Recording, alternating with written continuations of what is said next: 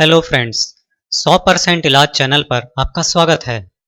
दोस्तों, ये चैनल आयुर्वेद के प्रशिक्षित लोगों द्वारा चलाया जा रहा है, इसलिए इस चैनल पर आपको मिलते हैं हर तकलीफ के 100% सफल इलाज। दोस्तों, आज महामारी के इस मुश्किल वक्त में अगर सबसे बड़ी चुनौती कुछ है तो वो है बॉडी में ऑक्सीजन लेवल को सही बनाए रखना। लेकिन आपको घबराने की जरूरत नहीं है, क्योंकि आज की इस परिस्थिति से लड़ने के लिए आपके अपने पास ही, आपके अपने घर पर ही ऐसे ऐसे उपाय मौजूद हैं जिनको अपनाने से ऑक्सीजन का लेवल कम ही नहीं होगा, और अगर किसी का ऑक्सीजन लेवल कम हो रहा हो तो भी तुरंत बढ़ जाएगा। इन उपायों को अपनाकर आप अपनी और अपने कई करीबी लोगों की जिंदगी बचा सकते हैं। मैं आज आपको ऑक्सीजन लेवल बढ़ाने के लिए कुछ ऐसे ही उपाय खुद करके दिखाऊंगा ताकि आप इनको करने का सही तरीका जान सकेंगे, और ऑक्सीजन लेवल बढ़ाने के लिए कौन सी चीजें खानी चाहिए ये भी इस वीडियो में बताऊंगा, इसलिए आप पूरा वीडियो आखिरी तक जरूर देखिएगा। जो लोग कोविड पेशेंट हैं, घर पर ही रहकर अपना इलाज कर रहे हैं, हॉस्पिटल में एडमिट होने की नौबत नहीं आई है, वो अपना ऑक्सीजन लेवल कैसे बढ़ाएं? जो लोग कोविड पेशेंट नहीं है, बिल्कुल हेल्दी हैं, वो अपना ऑक्सीजन लेवल सही कैसे रखें, ये जानिए और अपने पूरे परिवार को, बच्चों से लेकर बड़ों तक सबको फॉलो करवाएं। ये आपके फेफड़ों को, आपके रेस्पिरेटरी सिस्टम को एकदम हेल्दी रखेगा, मजबूत रखेगा, फेफड़ों की कैपेसिटी बढ़ाएगा, फेफड़ों में ज्यादा ऑक्सीजन खींचने की ताकत आ जाएगी, आपके लंग्स अच्छे से फूलेंगे और आप पहले से ज्यादा गहरी सांस ले सकेंगे। दोस्तों, ऑक्सीजन का लेवल बढ़ाने के लिए और कोविड से रिकवरी के लिए अस्पतालों तक में स्टीमिंग का यूज किया जा रहा है। मतलब स्टीमिंग बहुत अच्छी इफेक्टिव टेक्निक है। आप अपने घर पर ही स्टीमर या वेपोराइजर की हेल्प से या बिना स्टीमर के भी भाप ले सकते हैं। ये आपके पूरे रेस्पिरेटरी सिस्टम को क्लीन और हेल्दी कर देती है। लेकिन सिर्फ पानी की भाप लेना काफी नहीं है, तो क्या करना है? आपको एक भगोनी या पैन गैस पर रख लेना है।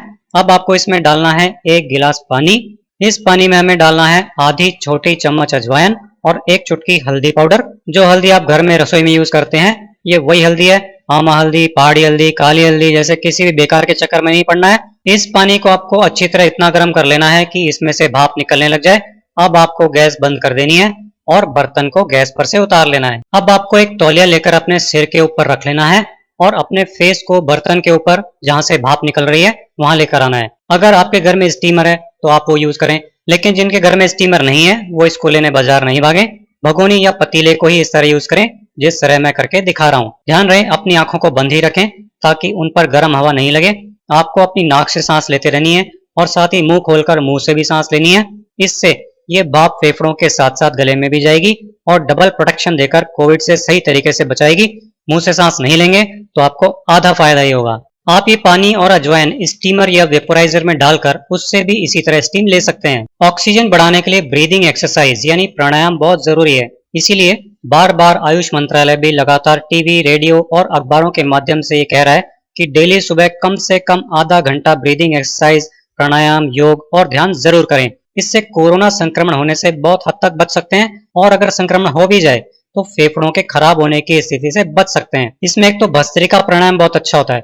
भस्त्रिका प्राणायाम में गहरी सांस अंदर भरनी है और फिर उसको उसी स्पीड से बाहर छोड़ देना है जिस स्पीड से सांस को अंदर लिया था। धीरे धीरे आराम से करें। जो कोरोना के पेशेंट हैं वो भी कर सकते हैं, और जो लोग हेल्दी हैं वो भी इसको कर सकते हैं। ये आप रोजाना कम से कम 15 से 20 बार करिए। सिर्फ 10-15 बार करने से आपके फेफड़ों की कैपेसिटी बढ़ जाएगी और उनको बहुत मजबूत कर देगी। इससे आप अच्छी गहरी सांस ले पाएंगे और एक बार में ज्यादा ऑक्सीजन अपने अंदर खींच पाएंगे। अगर कोरोना है तो भी और नहीं है तो भी अनुलोम विलोम प्राणायाम जरूर करना चाहिए। इसमें एक नाक को बंद करके धीरे धीरे सांस लेकर फेफड़ों में भरते हैं और फिर दूसरी नाक से उसी स्पीड से सांस छोड़ते हैं। फिर जिस नाक से सांस छोड़ी है उसी से धीरे धीरे गहरी सांस भरते हैं और पहले वाली नाक से सांस छोड़ते हैं। ध्यान रहे, इसको जितना ज्यादा धीरे स्पीड से करते हैं उतनी ही ज्यादा ऑक्सीजन फेफड़ों में जाती है। इसलिए अनुलोम विलोम प्राणायाम को धीरे धीरे ही करना है। ये न सिर्फ ऑक्सीजन का लेवल बढ़ाएगा बल्कि आपकी सारी नसों नाड़ियों को भी साफ कर देगा, जिससे बॉडी एकदम हेल्दी हो जाती है। दोस्तों, बॉडी में ऑक्सीजन लेवल बढ़ाने के लिए और ठीक रखने के लिए कौन सी चीजें खानी चाहिए ये आपको कहीं भी कोई भी नहीं बताएगा, लेकिन मैं आपको बता रहा हूँ। बहुत सिंपल है, बहुत आसान है। दोस्तों, कमरों में तो ऑक्सीजन का लेवल बाहर खुली हवा की तुलना में पहले से ही कम होता है, और अगर आप ये खास चीजें नहीं खाएंगे तो उस कम मिल रहे ऑक्सीजन को भी बॉडी पूरा इस्तेमाल नहीं कर पाएगी। तो इसके लिए आपको ऐसी चीजें खानी है जिनमें आयरन खूब होता है, क्योंकि ये आयरन ही बॉडी में ऑक्सीजन को सब जगह पहुंचाता है। स्कूल में पढ़ा था ना विज्ञान में, वही बात है। तो आयरन मिले इसके लिए क्या क्या खाएंगे?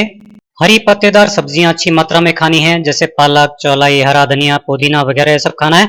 इन सब में खूब आयरन होता है और फाइबर भी होता है, जो पेट को भी सही रखेगा। कई तरह के बीज जो खाने के काम में आते हैं वो खाने हैं, जैसे अलसी हो गई, तिल हो गए, कद्दू के बीज हो गए, सूरजमुखी के बीज हो गए। इन सब में भी खूब आयरन होता है, लेकिन इनको बहुत ज्यादा भी नहीं खाना है, थोड़ा खाना है। 2 से 3 चम्मच खा सकते हैं रोजाना। सभी तरह के अनाज जैसे गेहूं, जौ, बाजरा, चावल, ज्वार, मतलब सब तरह का अनाज खाएं।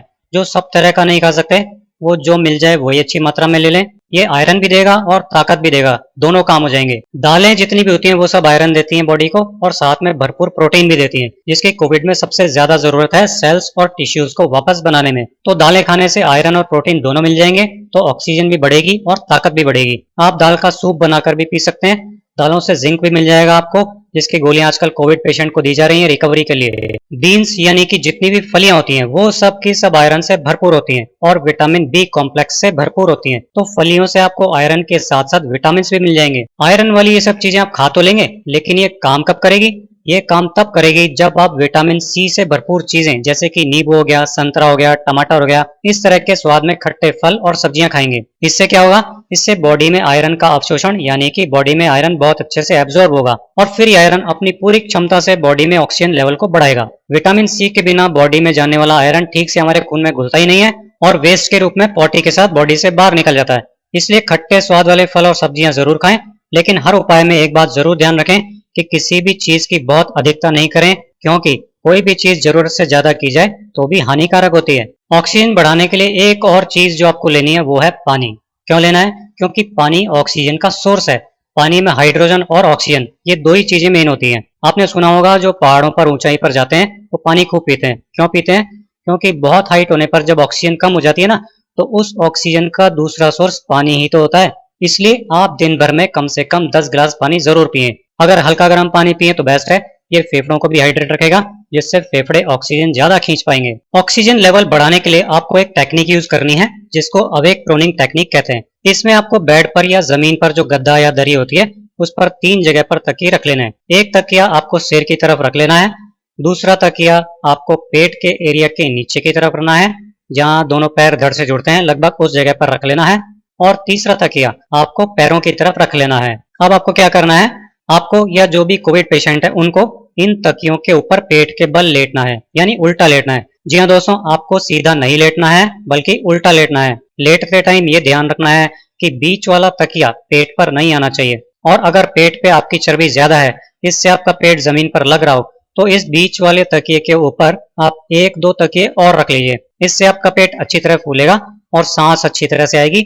ये सबसे ज्यादा ध्यान देने वाली बात है इस प्रोनिंग टेक्निक में, जो हर कोई नहीं जानता है, इसलिए ठीक से नहीं बता पाता है। हाथों की जो पोजीशन है वो आप इस तरह से रख सकते हैं कि कोई सा भी एक हाथ नीचे रहे और दूसरा हाथ ऊपर की तरफ रहे। थोड़ी देर में आपको हाथ एक ही पोजीशन से हटाने की जरूरत लगे तो पहला हाथ नीचे और दूसरा हाथ ऊपर कर लीजिए। आप चाहें तो अपने दोनों हाथों को एक साथ ऊपर भी रख सकते हैं, या फिर आप चाहें तो आप अपने दोनों हाथों को मोड़कर अपने सिर के नीचे भी रख सकते हैं। तो जैसे भी आपको आराम मिले आप वैसे करें। आप जितना ज्यादा देर इस पोजीशन में उल्टा लेटेंगे, आपको उतना ज्यादा ऑक्सीजन लेवल बढ़ाने में मदद मिलेगी। इसे मेरे जानने वाले कई लोगों ने ट्राई भी किया है, जिनका ऑक्सीजन लेवल 85 आ रहा था। इस तरह उल्टा लेटने से सिर्फ आधे घंटे में ही उनका ऑक्सीजन लेवल 94-95 हो गया। बहुत अच्छे रिजल्ट्स मिलते हैं इससे। डॉक्टर्स भी सबके लिए इसको सजेस्ट कर रहे हैं। अब तो आए दिन अखबारों में भी इस टेक्निक को यूज करने के लिए लगातार छापा जा रहा है, इसलिए मैं ये टेक्निक पूरी तरह से आपको यहाँ करके दिखा रहा हूँ। तो कम से कम आप एक बार में आधा घंटा इस तरह से जरूर लेटें। 2 घंटे तक आप इस तरह से लेट सकते हैं।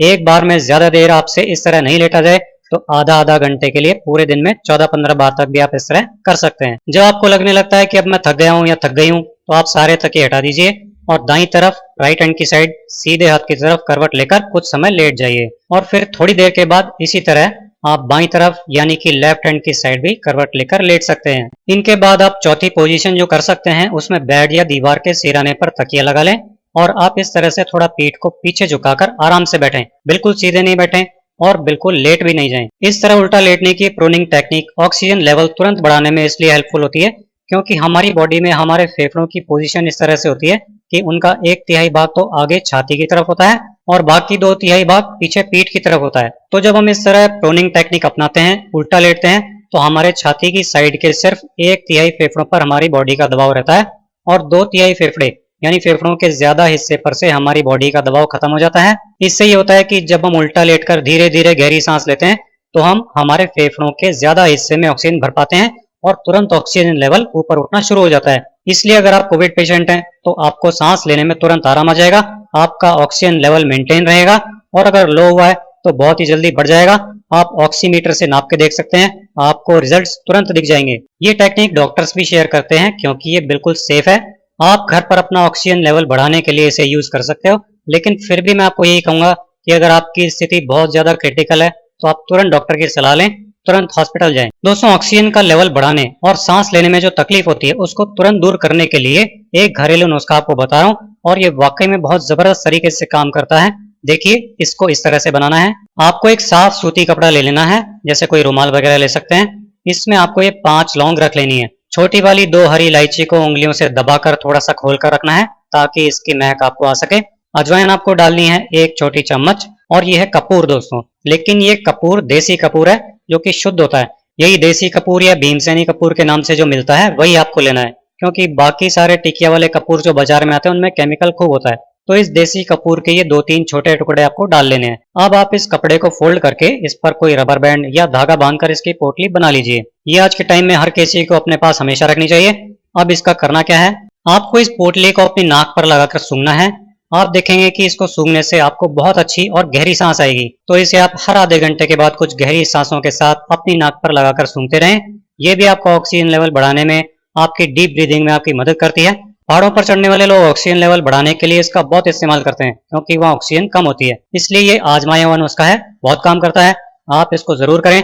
जब इसमें कपूर खत्म हो जाए तो फिर से कपूर ऐड कर लें। ये पूरे रेस्पिरेटरी सिस्टम को हेल्दी रखने में मदद करती है, आपको जुकाम और कफ की प्रॉब्लम नहीं होने देती, आपकी नाक को बंद या ब्लॉक नहीं होने देती।